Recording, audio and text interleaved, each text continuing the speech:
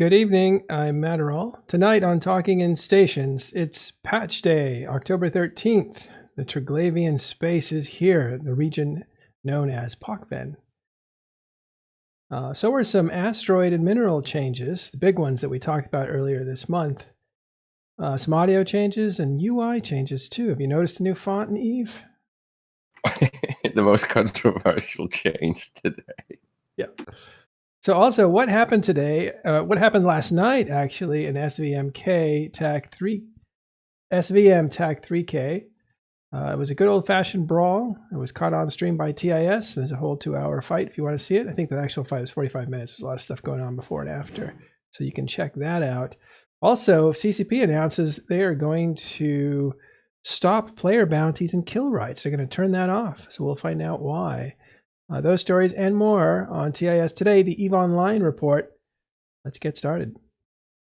I'm here with Caleb. Say hi, Caleb. Hey, guys. McLeod.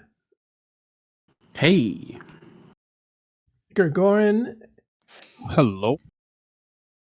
And we have our guest here, Nick. How you doing, Nick? Doing just fine today, thank you. Let me turn you up a bit.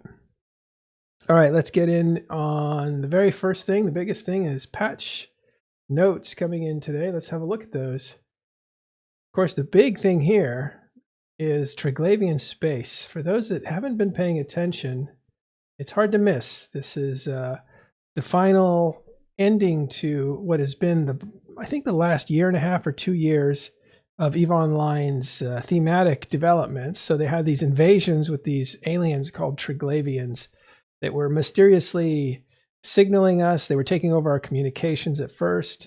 Then they put out a message to us saying, we're going to see if you're worthy of being a part of us or if you're an enemy and we'll annihilate you. Now, these guys, Triglavians, hate the drifters. Those are their mortal enemies. We're just kind of in the middle. So we have to pick what side we're going to be on, the human side or the Triglavian side. And the Triglavians are going after the drifters, I guess. And so that's kind of the theme that's been happening. So for the last month or 18 months, they've been invading New Eden. And those are the pockets of Abyss. Actually, the Abyss was first. That's where we found the Triglavians. We accidentally stumbled into holes where they lived, basically holes in space. And then they came out and invaded our space, our known space. And now they've actually kidnapped 27 systems and created their own region. And that region has just been unified today. You might want to also cover what happened at the end, right? Because that was what we had all day yesterday. Why don't you tell us? Well, my take might not be as good, but the point is that Triglavians, with their tech and the way that they're farming or harvesting the stars in the suns that they have conquered, are influencing the gate network. Of course, the gate network is ancient and technology that we do not really have control over, so we can't really do much about that. So at the end of this whole finality, because this infection spread to all the gates and they started shutting down randomly, the only way to really save our normal space gate network was to actually offline the gates to the space that Trigs have conquered, because this has got to do with some law stuff and fluid routers and Isogen 5 and all that shenanigan that I think if you really want to hear about, you can go back and watch some of our earlier shows, because we got some of our law nerds really covering that in quite excellent detail. But now we've basically cut off the Triglavian. So now they have their own region. They have 3 constellations, one for each clade, a station for each of those. And then some secret stuff that we might not really be aware of yet, still to come. And McLeod, they are now living there. McLeod, do you have that map that you showed me that shows the actual star connections earlier today?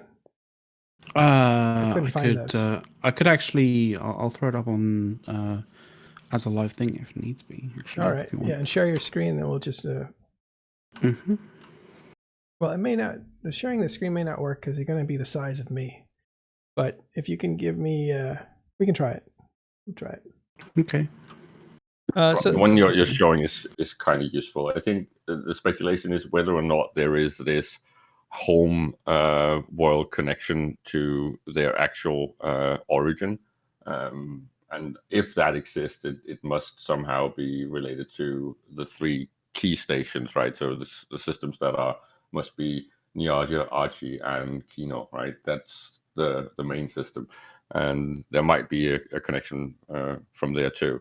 And then, of course, there's the whole thing with how standings is played into access levels in this space, which I find really fascinating and maybe a little oppressive, but in a very good way. You basically need standing from 1 to just travel, and then 2 to the medium systems, and 3 in standing to use the medium level, and then 7 to actually enter the high-end gates. So that must be the station-based systems.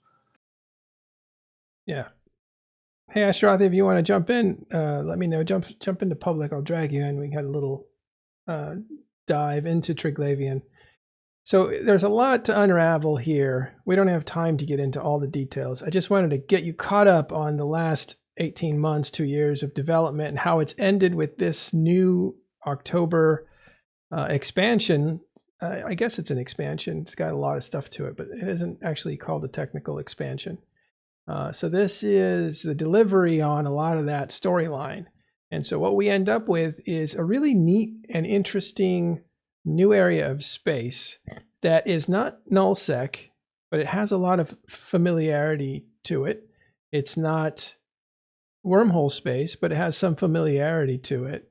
And it's not empire space. It has some familiarity to it. The systems were taken from HiSec. So those systems that were full liminalities, that were taken over by invasions, those systems are no longer attached to our gates. We can no longer gate into those systems. So Narsia, gone. Kino, gone. Archie, gone. There's some really big ones here. Skartan, gone. Raravos, gone. Those systems are no longer reachable at all. We should call these recycle systems, right? They are no longer your concern. Well, so the takeaway is that our map has changed. Our routes have changed. It's no longer just dangerous territory to fly through. You can't even fly through it. So now our maps are completely changed. And I don't know if our autopilot has adjusted yet. Do you guys know? I believe it has. Not only has autopilot adjusted for it, but there are actually new options that allow you to automatically avoid Edencom and Triglavian minor victories. Oh, nice. Because those are dangerous for you to go through on autopilot. It's like going through low-sec for some people. So that's nice, because that's an added... they should probably make that default, avoid those systems. Well, the way I kind of see it is that there are people who could potentially, have good standings to, Edencom, but not good standings for Trigs, and vice versa. I kind of feel like there should be actually 2 that are not mutually exclusive but inclusive, where you could switch on, avoid Edencom or avoid Triglavian or avoid both. Yeah, that's a good point. They should probably have one or the other. Like Edencom, you don't need that to be on by default, but Triglavians you would. Triglavians shoot you even if you have no relationship to them, whereas Edencom won't shoot you if you have no relationship to them. Yeah. Okay, so let's look at this. So I want to emphasize that our map has changed. Our systems are gone. 27 systems are gone. They're divided up in 3 groups, as you can see on the screen. The green team, blue team, red team. And those are called clades. They're essentially tribes of Triglavians. They're types of Triglavians. I believe the red ones are called, what are they called there? It's Svarog, Velez, and Perun. Okay, right. What's Cry mean? Is that? That's it's like a kingdom. It's a territory in Slavic language. The Triglavians use predominantly Slavic imagery and language in their descriptions. Okay, so these are kingdoms of these three things: Valais, Perun, and Svrog. So what are the red ones? Svrog, what are they? Well, there's some nuance between them. One of the things I'm excited about is to learn more about each one of them. But Svarog specifically, what is noteworthy about them is they are the ones that are more focused on Saunchus Nation. Although, from what I've heard, a lot of the rats that are showing up in the Svarog cry have been road drone oriented. But I'm not sure whether or not different cries get different rats yet. And these are kind of the warrior tribe, aren't they? They are seen as the most aggressive. They are also the ones that wanted to destroy the rogue drones. Right. And their capital system, we'll call it a capital system, but their center of gravity is Niarja. That's where it went. It's now their capital. So let's move over to Perun. This is the blue team here. What are the Perun like? The Perun are seen as more like the leadership or the middlemen between them often. And they are, they're famously known for staying out of the argument about the rogue drones. But they are often seen as like the leadership, quote unquote, of the three clades. So these are like the diplomats? If you could call it that. Okay. And so their capital is Kino. And Otella and Nulvola. Remember Nulvola? A huge system inside of Eve. It was the low sec where a lot of stuff was built for all the nullsecers that were in the north by Tribute. And Otella too. Those are two really important systems, all part of this new Perun clade inside of Triglavian Space. And finally, we get to the green team, Cry Velez. What's their deal? Yeah, Valles are the ones that wanted to work with the rogue drones. They're also often depicted as being like the larger scale manufacturers and almost like industrialists of the group. They do the large scale architecture. So these are the builders. I'm probably messing something up at least, but yes. It's okay. We got to. You can read their descriptions in game for more information. We'll keep it simple. But they have Archie as their capital, and they have, you see right next to it, Vale, which is another system.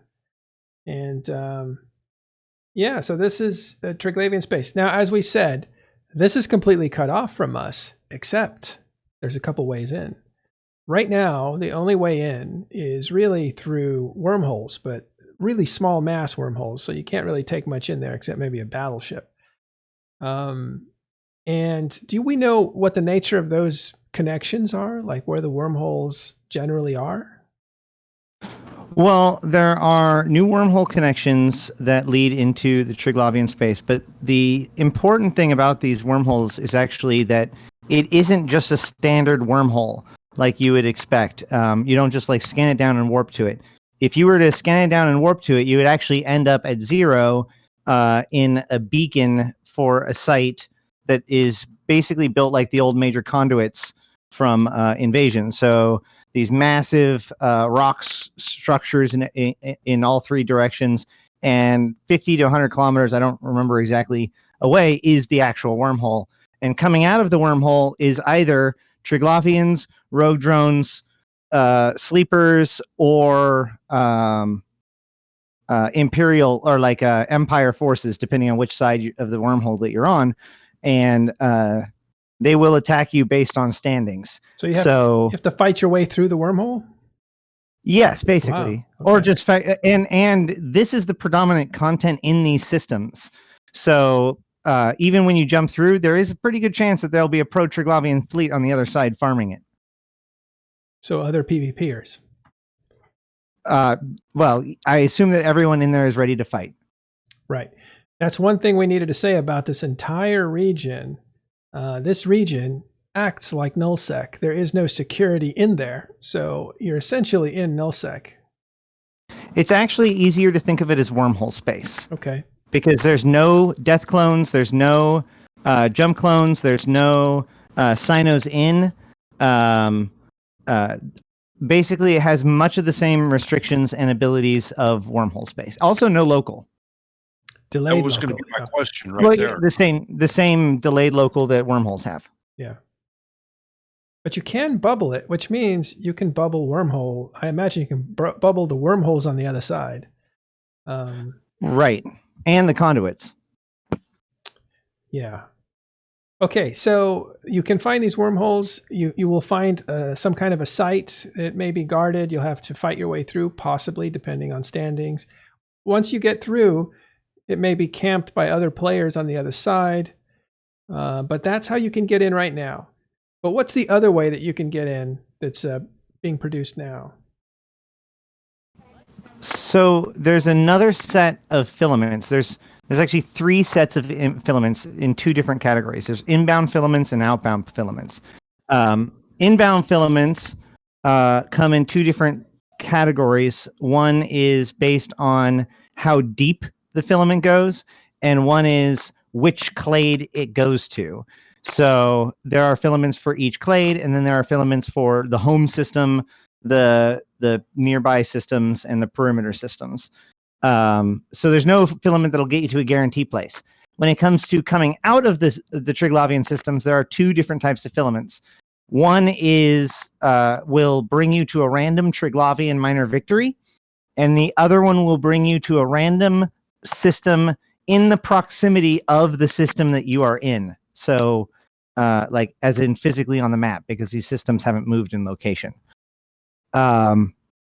How all of these filaments are gotten, it's not quite clear. Although, from my understanding, some of them are dropping as rare drops in some of these sites. I go to a minor random Triglavian minor victory from inside is purchasable in, I think, any of the Triglavian stations, maybe only the home stations, and they're really cheap. Okay, so the other way to get in is through filaments. So right now, you can go through wormholes, as we described earlier, or in the future, there'll be filaments probably on the market that will allow you to jump into this region and to jump out of that region as well. By the way, if you are in trouble in there and lost, for instance, let's say you slept through this and woke up and all of a sudden you're in disconnected Triglavian space, you can be rescued by our friends over at, drawing a blank, Signal Cartel. Thank you. They will rescue you from wormholes if you're lost and stuck. They will also rescue you from Triglavian space if you're lost or stuck. And they will help get you out. Is there any limit on what kind of ships you can bring in via filament? I imagine that it would be the standard of all of the other filaments besides the PvP ones, which would be non-capitals, and all the other whatever restrictions that you have in like EAT filaments. Yeah, and Apex 262, thank you, tells us all this info on filaments is provided in the Agency Exploration tab for Triglavian Space. So look up more information there. Great, so that's your primer. Actually, really useful on that one in particular, in the lower left-hand corner, right before the filaments area, is your standings. And if you hover over the question mark there, there's just a really good breakdown of all of the, like what happens at each standings level. Sorry about that. That's okay. Last question on this. How do you gain standings now so that you can survive in this region without being hunted by the local NPCs? Assuming that you already have 1.0 and can get in, then, or if you just go in and live in this one system that you can get into, you can run the sites and fight the rats that are in the system in order to help the Triglavians. In fact, there even was some hints right at first, although I haven't confirmed it, that perhaps PvP might give standings too, but unconfirmed at this point. As far as like to get yourself to one, in theory, forward posts should still spawn in staging areas, but field bases do spawn. I'm pretty sure flashpoints can spawn too, and those sites can be ran by a fleet in order to gain standings. You can also go to Edencom minor victories and like go and hunt down the roaming packs in those systems if you can find them, and that should also get you basic standings. Although it would be a heck of a grind at this point, so we're hoping to develop that answer more in the next coming days. Okay, so that's a little confusing, but if you want to get involved in Triglavian Space, if you want to visit it, I suggest you scan down a wormhole that leads to it. Are they called something different? They're a new kind of wormhole. How would they identify it? I mean, there are different kind of J signature, or like once you like, they're a different type of wormhole. Like you'd scan them down, and they just like any other wormhole that you would scan down, unidentified wormhole. But then once you warp to it, it would be immediately obvious because it's surrounded by Rakavine. It's angry and red, and it does have a different signature type. Okay, so you'll know it when you see it. And the second way, the filaments should be on the market later this month as more and more people will start putting stuff on the market. And that's how you can get involved with that. Now, if you want to go in there and live there, you'll need to figure out how to raise your standing so that you can participate in some of the things that go on inside of the region, because they will have stations that you can live in. They will have, I believe, markets and all that kind of stuff, correct? Correct. There are several. I mean, any of the stations that were already there are still there. They've just been repurposed by the Triglavians. Yeah. Can you use them if you don't have standing with them? Again, it is escalating by standing. So at like 1.0, you can dock. At 3.0, you can put in a clone. At 4.0, you can do industry and put in a corp hangar. Do we know if cloning will allow you to jump clone into Triglavian Space? It will not. Okay, so just like wormhole space, you can't. Correct. You can jump into a clone that's in the same structure that you are in, just like wormhole space can. But in order to like switch between different clones, but no jumping in and out, from my understanding. Okay. Thanks, Ash. All right, so that's Triglavian. There's your primer. That's a very basic look at it. There's a lot more to it. Yeah, and a few people in my corp have spent the day ratting in rogue drone regions to grind Triglavian standings. There is a thing where rogue drone structures, like missile batteries, etc., if you destroy them, you will get Triglavian and Edencom standings. So you'll go positive in both directions. However, this is, from my understanding, not intentional. So I expect that to be fixed sometime in the near future. So make hay when the sun shines. Do it fast before it gets nerfed.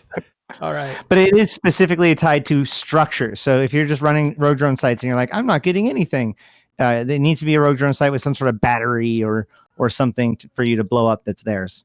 All right. Last question here from William Weist. Can you jump out or bridge out? That's an interesting question. I have not heard of anyone who has actually done it yet, but everybody's kind of just assuming that the answer is probably yes. But nobody, like, basically, there's not going to be, like, maybe somebody's going to build a Fortizar and then build caps in some of these systems. But for the most part, especially if you have a super, if it's in there because it was a low-sec system, it might be the only one, or it'll be of a dwindling number. So, like, maybe, but is anybody going to? Yeah, we'll see. We don't know if filaments will allow those to go in. They have been pretty clear that they're trying to make this not like a capital-dominated space. Yeah, that makes a lot of sense. In their release notes, it says, according to reliable sources, blah, blah, blah, there can be accessed by wormholes and filaments. Doesn't say anything about jumping in and out, just sinos. Correct. There is no sinos. You can't light a sino in the wormhole, but technically you do exist in space. And so if a sino is lit within range, it is still unknown whether or not the capital can actually jump to it. Right. Like, are they within light year range of you inside of Triglavian space? Can you jump out to anything, or are you just away? Well, that's the thing. That's the thing, because unlike wormhole space is like Anoikos is like way too far to be able to jump any, like, even if you could actually light a sign or jump out, you don't. The range is far too vast to be able to jump to a regular system. But because we know the locations in space as to where these systems are, it is technically feasible that, like, if you have a jump capable ship inside of Trig space, that you could potentially jump to a low sec location that has a sino up. And these systems still do exist. Like, they're on the map. Like, if you open up the map, especially if you're in Trig space, you can actually set a destination to another place in Trig space, and it'll do it just normal. you know, with all, it'll go through the gates and see them as the proper number of jumps away within your trig sec. But when you open up the map and look at your jump path, you are crisscrossing across the galaxy on every single jump. It's pretty hilarious.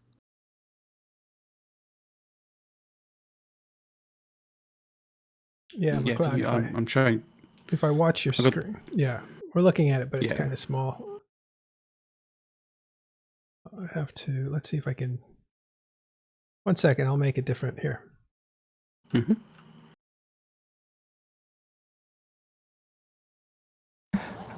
Yes, bombs. Yes, bubbles. Yes, bushes. No sinos. No jump cloning in and out. No med cloning. The other thing about the space, and maybe you can speak to it a bit, is the ores, the trig ores. Actually, when it comes to noxium, xydrine, and megasite, all have increases in those. So that might be, and trit, obviously. Yeah, I know that the Triglavian ores were rebalanced as part of all of the rest of the ores, and a lot of the neat stuff was stripped away. But in addition to that, there's actually new better, quote unquote, better Triglavian ores in like dense feldspar. They have their own version. And additionally, there's now proper Triglavian refining skill books. All right. Is it still impossible to compress? I don't know yet. All right. I think so. We're going to move on. We have a lot to cover, and this is just supposed to be a primer. So if you have more questions, hang out at TIS and ask. Let's move to, let me fix this grid thing here. Whoa, I love that route. it's too big. Okay. Yeah, they've really made abstract art of it all. Be in that warp tunnel for days. All right. The rest of the patch notes are, first of all, there's new NPC structure music. So if you're in the hangar there, you'll be able to hear new music. So listen for that. There's a balance pass here. This is really a huge, huge balance pass. Part of what they would consider, what do they call it? Are you talking about Tierstein? No, I'm talking about ore DNA changes. Resource distribution. Yeah. Yeah. All right. Resource depletion and regeneration or whatever. Right. So this is something we've covered a lot. There's some shows about it. Go back, ask me. I'll help you find them if you want on Talking Stations Discord. So somebody says starvation. Yeah, that's one way to look at it. But when you're starving, you're hungry and you're willing to kill for your food. So that's what they want. That's what they want. The carrot is coming soon. Yeah, this is their baseline. Let's make that clear. That's a good point, Caleb. These mineral changes have basically stratified high sec to basically remove amber and kernite, as you can see here. And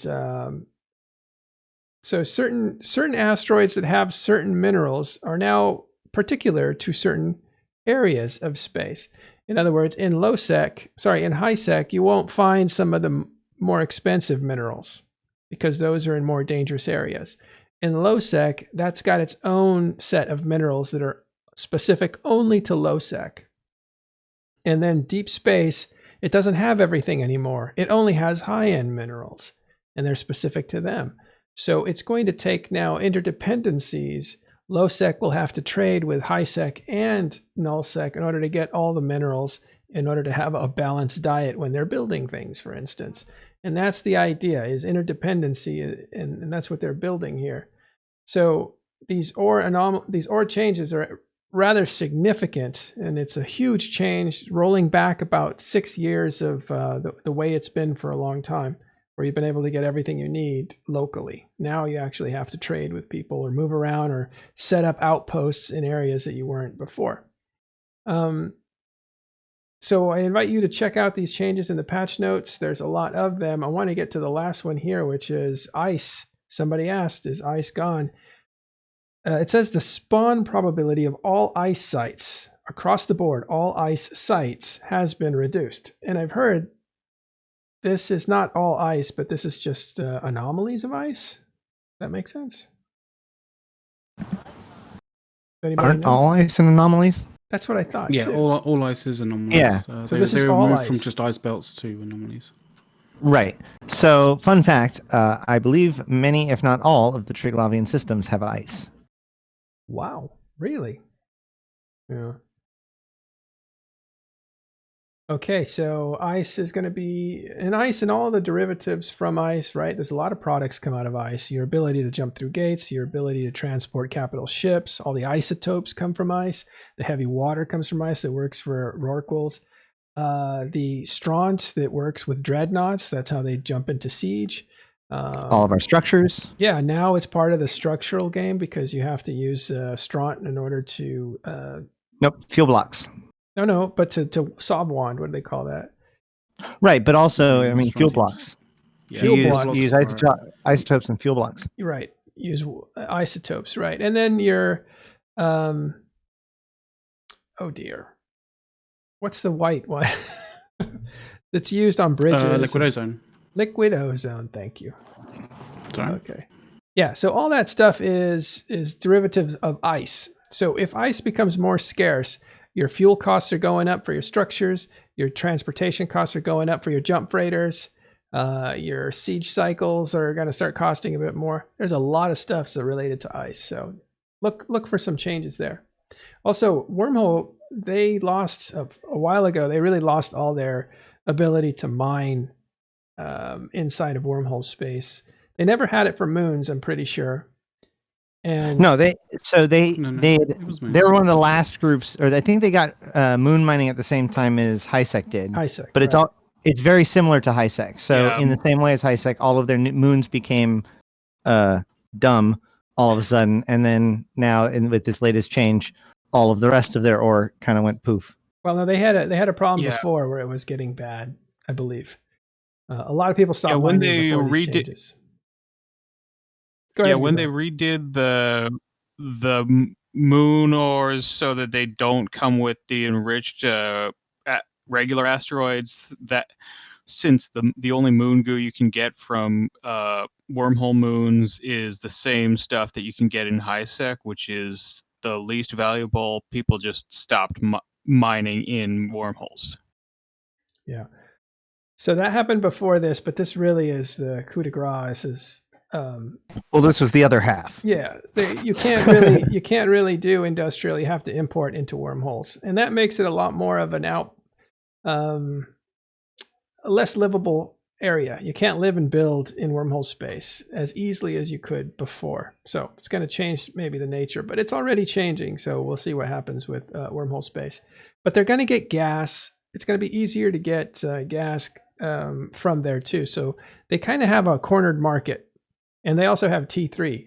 And T3s are actually going to become more valuable now with Triglavian Space. There's going to be a higher demand for those kinds of ships in Triglavian Space. So they've got some stuff to make money there. Okay, so other tier side is Ecm Modules performed Ecm Stabilizer tier side. So they got their tier side. And it looks like distortion amplifiers. I think their name's changing. Meta level, compact signal distortion amplifier. Okay. Look those up. That's too much detail for us to cover quickly. Okay, structures. And here's the other big part of this. I forgot to mention that at the top. The quantum cores are here. We've hit the second phase, which means anytime you put a structure down now, you must put a core in it or it won't work. So structures now need cores. If you already had a structure already deployed and online, you don't need to worry about this until January, I think 10th or so, 12th. So you have a grace period of a few months, but any new structure now needs a core. And those cores can be expensive depending on the size of your structure. It's January 12th. It's literally my birthday. Hey, happy birthdays. Yeah, I had For the thought today that the final week before cores became necessary was the week when the biggest ever content citadels were dropped. Yep. And I realized there's probably a connection. Possibly. There's also a Chinese holiday that might have helped participation, but who knows? Yeah, they're probably trying to drop. It doesn't matter so much because even if Pappy drops a keep star and they have to load a core, I don't think they have to load it right away. If it dies in the first 15 minutes of being anchored, I don't think they have to load the core. But let's say it survives that first cycle. I think you have to load the core to begin the final timer. Right, but is that the initial timer or the? So you there's an anchor anchoring timer, and then you throw there's it- your initial online.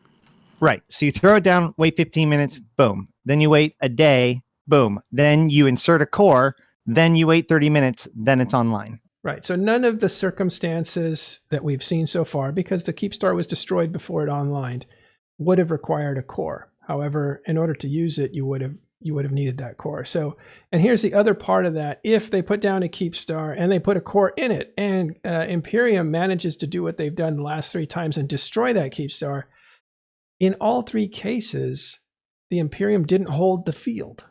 And so the core would probably get picked up by the people that did hold the field, which is Pappy. If they could protect it while they picked it up and ran off with it, that's a whole different story. But essentially, the cores aren't really going to affect what's happening in the war. That's the bottom line, I think. And before Cable steals it. Just to be clear, if they did not insert the core, they would not be fighting over a timer, because how it got really close to not being stopped or whatever, because there would be nothing ticking because it wouldn't have started even that 30-minute timer. Oh, so the core needs a timer. I mean, Right, sorry, the timer needs that's a what I'm core. saying.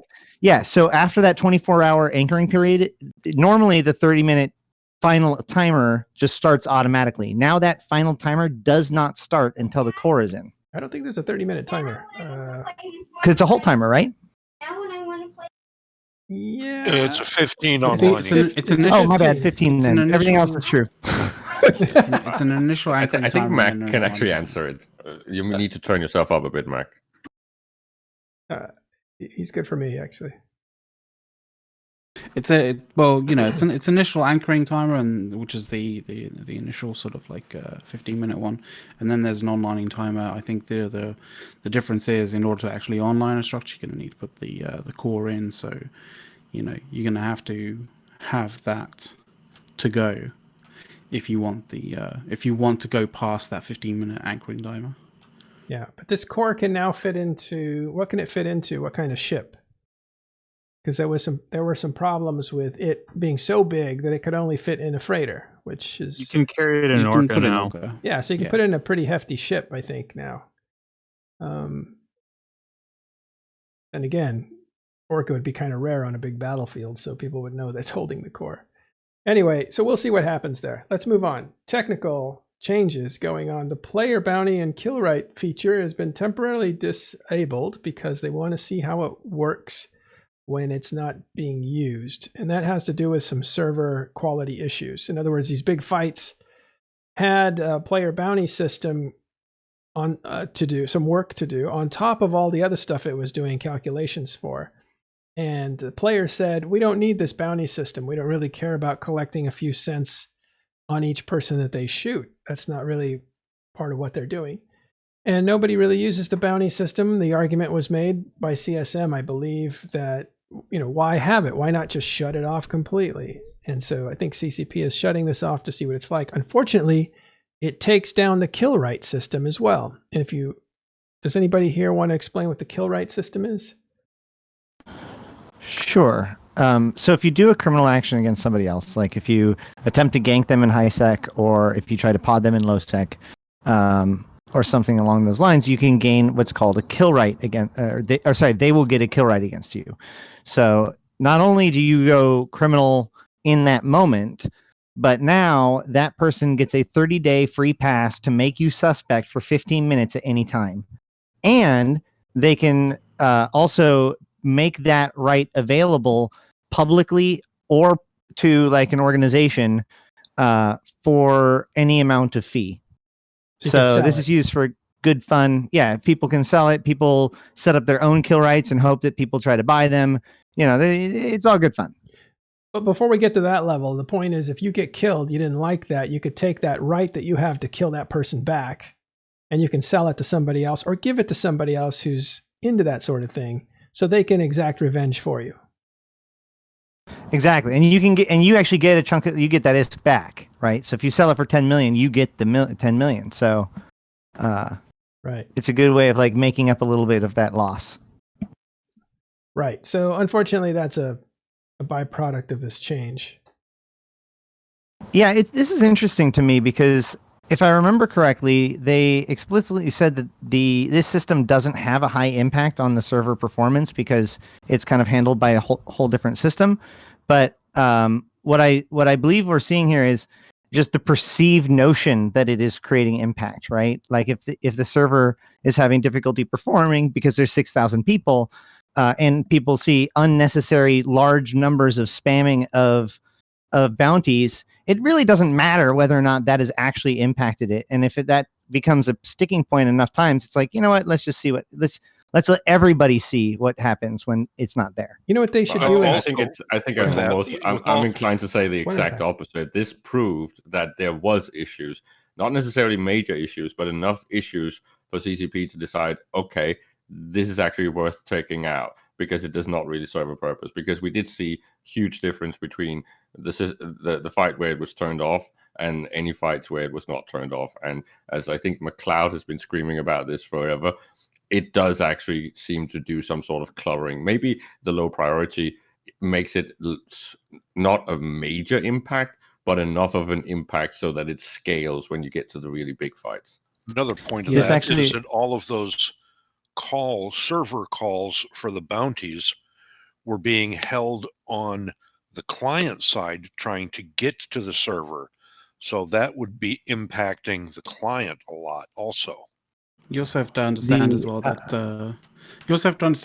every single time somebody dies in that system, like, you know, there's calls for bounties and kill rights and stuff that happens every single time. So, you know, when you're talking about, you know, like 10,000 people or 8 to 10,000 ships dying, you know, like in that 14-hour fight, like, you know, there's constant calls going on.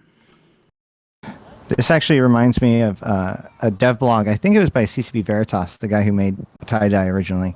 Who he made this dev blog about this bug that he was hunting down that was causing a huge amount of lag. And what it ended up was like this like tribe catch block, which was commented, and it was like, this should pretty much never happen. Don't worry about it. And he's like, this thing that should never happen was happening like 3,600 times a second or something like that. Like it was obscene. And so it was causing all these things to just fail out. So yeah, just because they think that it shouldn't do anything doesn't mean it doesn't, which is a good point.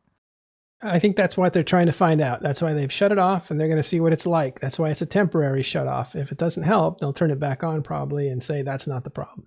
We'll see. Okay, user interface. Oh my God, the font. The font's the big one, right? Medium-sized font is default. New client font settings have been added. All right, just have at it. What's the font deal? I think the issue with the font is with anybody who's basically playing the game or running the game at, like, you know, your usual HD, you know, 1920 by 1080p. The font seems to be optimized for like resolutions larger than that, and specifically optimized for, you know, say things like 4K. So it might be a case of CCP is trying to future-proof their font for, you know, for a time when people are running higher resolutions like 4K. You know, when more people are running 4K resolutions or higher. But at the moment, I think there's various situations, various cases where the font, when you're looking at it in 1080p, especially when it's in some form of bolded sort of form, whether that's like a link or whether it's, you know, just bolded text, that it all kind of tends to get squished together, and so things like, double LI looks like a W straight away. That sort of stuff. All right. Somebody said, I think it was Arya, said that he was having success with, was it medium size and 110% UI, something like that? And I think CCP recommended making the font actually smaller. It was a little easier to read, apparently. Fonts are tough. And wasn't it also this patch where we actually got our nice new potato mode? Yes, and that's what I was going to go through we did. next. All right, so let's get past the font. The pressing of Control-Shift-F9 will now activate a UI only mode, which means your 3D scene will disappear and you'll just have the UI. And that should cool off your computer if it's having a hard time with the graphics. So, okay. First of all, one not so obvious piece about this, the UI still does show up, including in space. So as you move around the camera, there's like little diamonds and doodads around everything. There's ships and dots and all that stuff. Oh, They are still there, So you but can they're see just those. flat on the two dimensions. And you can turn them off, of course, if you want to. But all that UI drawn over the 3D overlay is still there. It's literally only the 3D rendering that's cut off. So Fantastic. you can now rat at work without any problems. And all they need to do is like reintroduce the in-game browser and then like slap that up there and call it a day. Okay. Sorry. Old wounds. No, I don't know what you're talking about. But that seems like it's going to allow people to really get into a super potato mode, essentially. And so participation on your client level shouldn't be an obstacle anymore for you participating in anything. But we'll see. I think that's a really big change, and we'll see how it goes. All right, I think that's all the stuff that. There's other stuff in here, but check it out yourself. We didn't go through everything because we need to move on to a few other things that are going on too. Oh, actually, we covered player bounties. The last thing we want to talk about then is the SVM TAC 3K fight. I believe is that Delve or Aquarius? It's on the border. Yeah, it's the Delve side of the regional border. The invading forces are staging right on the other side of the regional. Right. So, Gregorian, you were in that fight. I actually recorded it. So if you want to see the 2-hour stream, it's actually posted yesterday or last night, and you can catch it on our YouTube channel. It's actually worth watching because it was a good old-fashioned brawl. But why don't you tell us about it, Gregorian? Yeah, well, my alliance is Pandemic Horde, and we formed up initially to fight on the regional gate camp.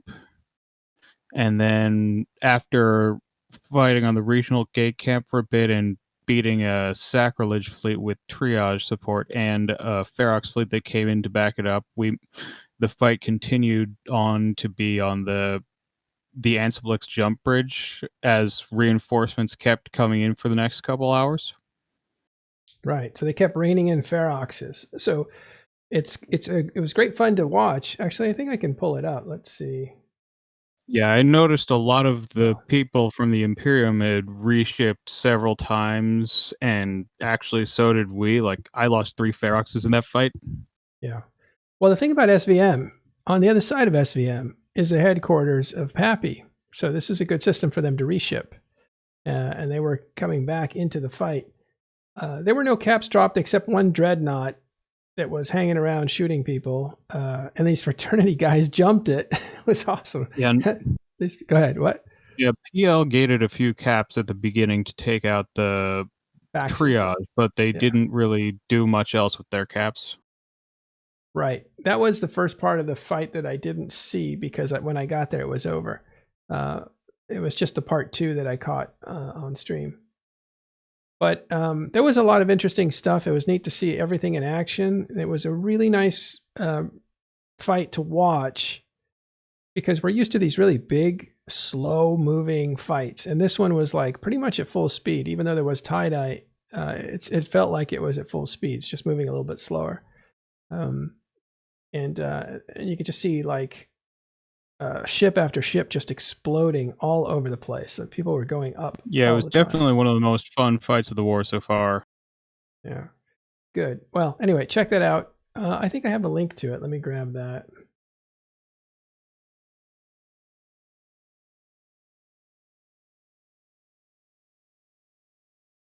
I gotta get faster on the mouse. I'll put the link in here for you guys to watch, and that'll give you something to do until we're back next time.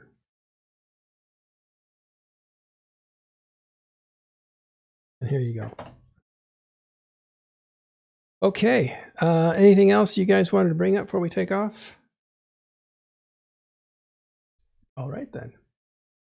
Thank you guys for showing up, hanging out with us while we go through patch notes. Oh, by the way, one last thing about these patch notes. We don't know everything, especially about Triglavian Space. Because the patch notes are sufficiently vague, CSM has been told not to say anything and let the players discover everything as they go. So during this week and the next few weeks, you're going to be hearing players discovering new things about Triglavian Space. And that's the way it's supposed to work. It's all part of chaos. Yeah. Don't listen to anyone who's trying to tell you that somebody doesn't have content or that something isn't done or broken or whatever. We know nothing about anything. This is a brand new thing to figure out. So investigate. There's an emerging conduit in Triglavian Minor Victories, but no sites in Edencom Minor Victories. Why? There are forward posts and staging areas available to be spawned, but there are none able to be discovered anywhere. Why? We don't know where these filaments come from. We don't know how to get the best ways to get standings. More and more better ways of getting standings is being developed. This is the time to get involved in these kinds of things if you are interested in this kind of content. Well, all right. So I do have a question, actually. I'm not sure whether you'll be able to answer this, Asteroid, or not. I hope you can, definitely. I mean, you probably have a bit more experience in this, what's the question? Initially, but if you feel like you have encountered a bug regarding the Triglavian content, what should you do? How should you contact? File a bug report. There are bugs going on, and they are actively hunting many of them, especially when it comes to if you're being shot at by something and you think that you shouldn't be shot at it, like you fixed your standings and you're still being shot at them. Some people are being shot at by the dreads at odd time, like the friendly dread. Anything like that, submit those bug reports because they are actively hunting down everything they can, and this is a brand new feature. So the only way we can sort bugs from features is if people put in bug reports and they are able to address them. So if you want to find where the bug report section is, you can basically go down to, you'll hit F12, which opens up the help menu in game, and the last part of that is report a bug, and you can it's literally a button saying report bug. Yeah, what I want to see is who's going to be the first group to really successfully live in this new space. There are the Triglavian Collective, or TTI, kind of have at least 3 major groups and several other groups that are operating more or less together. The Strybog Corporation have been the most successful in living in these liminalities throughout Chapter 3 and have fortified themselves in a pretty impressive way already with a market and Fortizar of their own. And they've also helped a lot of other people get supported. We have the ITC, the Triglavian Collective, who are operating. We have Uwu, and of course Kybernauts, which is my group, who's here to kind of function as like the militia of the Triglavian Collective. So you can just come in, learn the ropes, and figure out what you want to do. Yeah, I think somebody said initially it's going to be a little bit of NRDS. People aren't going to just kill you on sight. They're going to, because it's assumed that everybody in there is Triglavian allied or has Triglavian standings. So there's going to be kind of a ceasefire against other players in there. So it's kind of like the New Providence for a little bit.